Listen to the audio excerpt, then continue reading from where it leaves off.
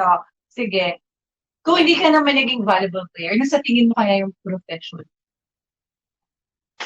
Hmm, siguro. PE teacher. Kasi yun ang course mo. PE teacher. Tsaka hindi, mahilig rin talaga ako sa sport nung bata pa. Kasi nga, dahil sa parents. Oo, pare. Mati yung parents mo, ano ba yung sports nila? Yung si mami, volleyball. Kasi daddy basketball. So, malamang, mahihiligan ko rin dun talaga sa dalawa din. Oh, so ano yun, na-influence ka ba nila na pasukin mo rin yung mundo ng sports or ikaw lang mismo nag-decide? Hindi naman nila ako pinilit.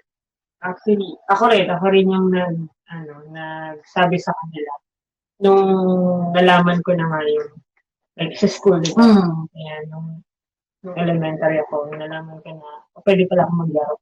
Eh, may knowledge naman ako about dun sa sport, marunong naman. Hindi magaling, pero marunong. Wow. Ayun, yun, sinabi ko sa parents ko, supportive naman sila dahil Pahig naman sila.